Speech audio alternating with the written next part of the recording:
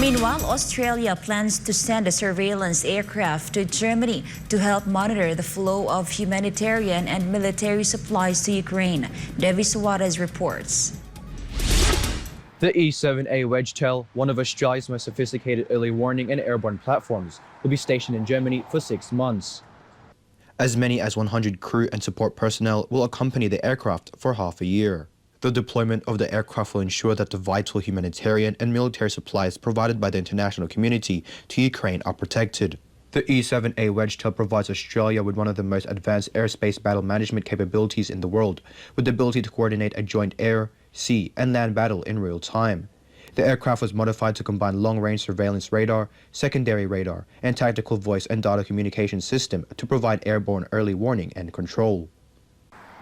The surveillance aircraft will operate only in European airspace and avoid crossing into Ukrainian, Russian, or Belarusian skies. Reporting from New South Wales, this is Deveh Suarez, SMNI News, Australia.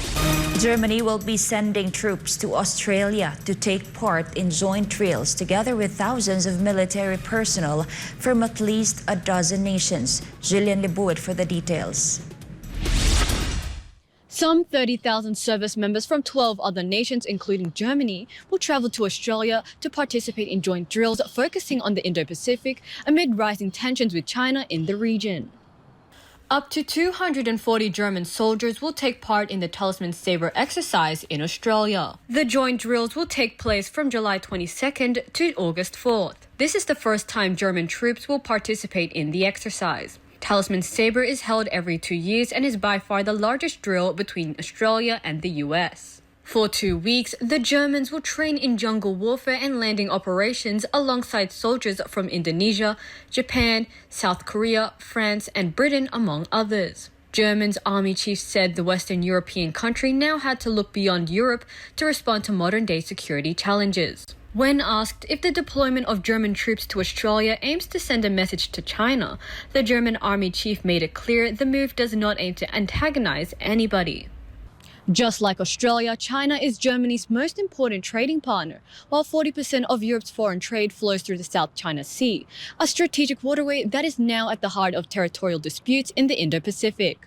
Reporting from New South Wales, this has been Jillian Lebuit, SMNI News, Australia. In other news, President Volodymyr Zelensky had a more conciliatory tone on the second day of the summit, and this is after he criticized NATO leaders for not providing his country with a clear timeline for a membership in the alliance, saying that it is unprecedented and absurd. Carlo de la Peña tells us more.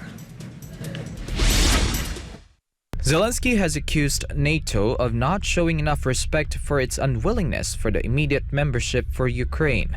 The Ukrainian president made the remarks as NATO kicked off its summit in Vilnius, Lithuania, citing signals he had received which indicated that Ukraine would not be given an invitation of any sort to join NATO.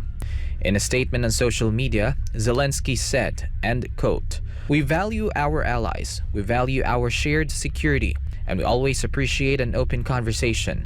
Ukraine will be represented at the NATO summit in Vilnius because it is about respect, but Ukraine also deserves respect. It's unprecedented and absurd when a time frame is not set neither for the invitation nor for Ukraine's membership, while at the same time vague wording about conditions is added even for inviting Ukraine." End of quote. Zelensky also claimed that NATO's indecisiveness was a sign of the bloc's weakness. Reports citing the most recent version of NATO's draft communique states that it will be in a position to extend an invitation to Ukraine when allies agree and conditions are met. However, Zelensky hits out at NATO for its seemingly unreadiness to neither invite the country to the alliance nor to make it a member of it. According to the Ukrainian president, this means that a window of opportunity is being left to bargain Ukraine's membership in NATO in negotiations with Russia.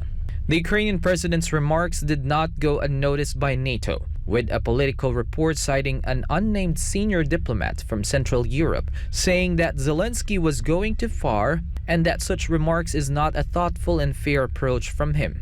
U.S. Republican Senator Rand Paul also criticized Zelensky, saying that the Ukrainian president might need to recalibrate his complaints to avoid alienating his Western allies. Paul said, and quote, "We've given them $100 billion.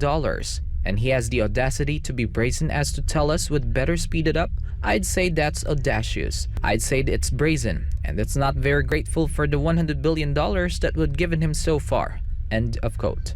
Meanwhile, NATO has reaffirmed its readiness to give Ukraine membership at some point in the future, but it will be allowed to bypass the bloc's Membership Action Plan, or MAP, which is usually required for candidate members.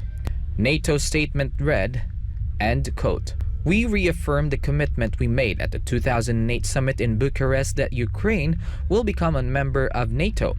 And today we recognize that Ukraine's path to full Euro-Atlantic integration has moved beyond the need for the Membership Action Plan." End of quote. NATO said Ukraine has become increasingly interoperable and politically integrated with the US-led bloc, but outlined Ukraine's need for more democratic and security sectoral reforms. It can be remembered that NATO Secretary General Jens Stoltenberg said that NATO must first ensure that Ukraine achieves a victory in its fight with Russia. However, the NATO chief warned that if Ukraine did not succeed, then its membership in the alliance will be out of the question. Reporting, this has been Carlo de la Peña, SMNI News.